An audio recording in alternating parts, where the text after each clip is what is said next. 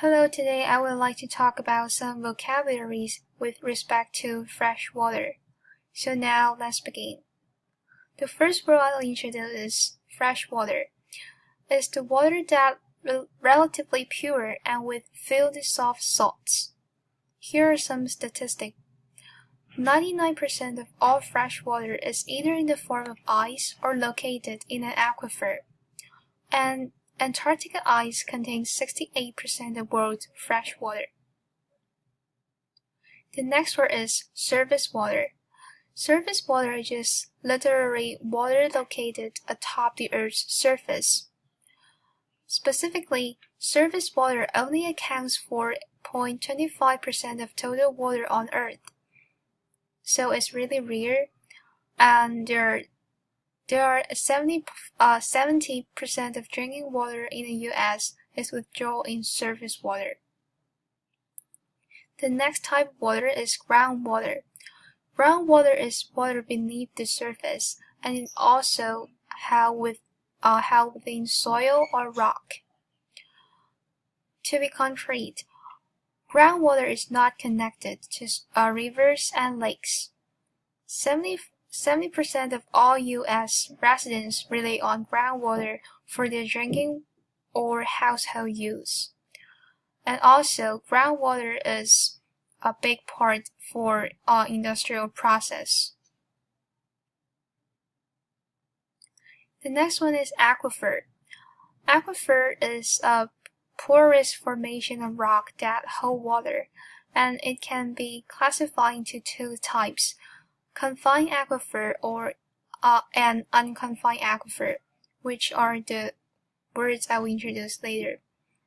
For the enrichment part, there are several types of rock can form aquifer, such as loose gravel, porous sandstone, or even igneous rock. The first type of aquifer is confined aquifer. Confined aquifer is overlaid by a rock layer that does not transmit water. Confined aquifer has groundwater, and the groundwater is bearing pressure. Also, it generally occurs at a significant depth below the ground surface. Here's the fact that interests me. Groundwater in these aquifers can be thousands of years old. And here is the opposite type of aquifer, unconfined aquifer. Unconfined aquifer is close to the land surface, and it extends from the water table, which is here, to the aquifer's base. For the enrichment part, unconfined aquifer are usually replenished by rain, and one of the typical examples of unconfined aquifer is the coastal sand in river valleys. As we move out is for water table.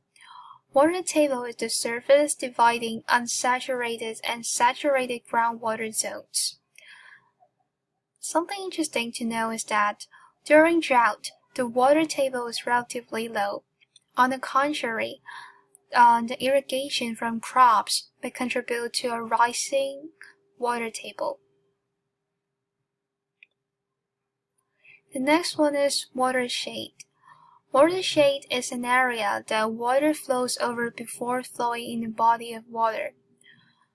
Watershed provides an important water source of human, but also pollutants from parking lots and construction sites will flow into watershed and causing serious pollution.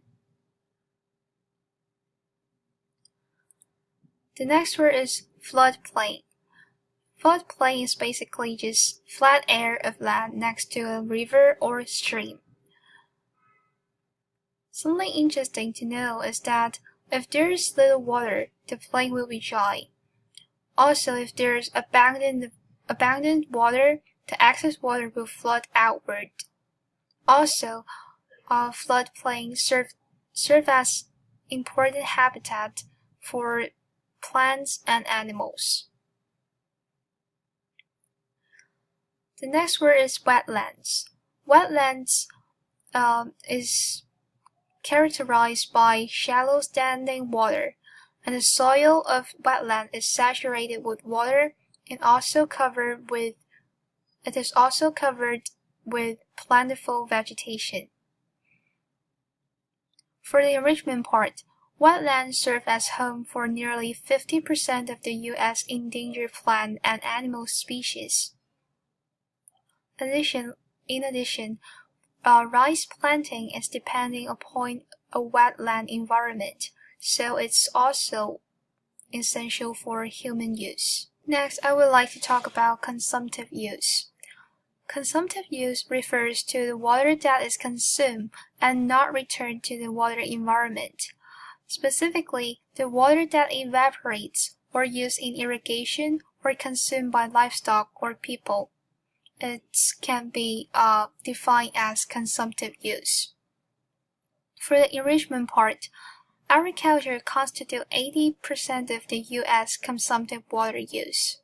And here's the table shows the water use in southern Nevada, and you can see single-family residential, common areas, school, golf course, resorts, commercial, industrial, and etc.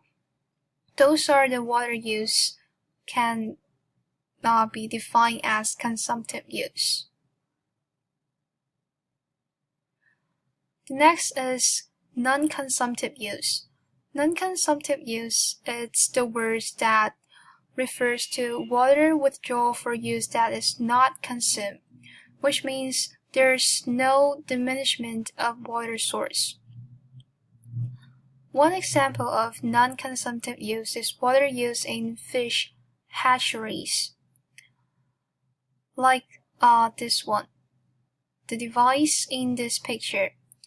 The device will pull the water out to the point, but the outflow will return to the point of diversion. So the water quality is the same whatever the device is processing. Next is sinkholes. Sinkholes in an area of ground that has no natural external surface drainage. Specifically, sinkhole is vary from less than 1 to more than 100 feet deep. And sinkhole can form in a slow process, but it will form abruptly when the collapse occurs. Next is dams. Dams is solid obstacles and constructed at a suitable location across a river valley to store flowing water. However, dams also have detrimental effects on the environment. For instance, in 1998, a failure of South Fork Dam, which located in Pennsylvania, killed more than 2,200 people. So you can see there's still a risk of failure to build dams. Next word I will introduce is reservoirs. Reservoirs is the artificial area that is used for water storage. Most of them are formed by constructing dams across rivers. The largest reservoir in the world is Lake Volta, which is created in Volta River in the African nation, and it extends 8,500 square kilometers.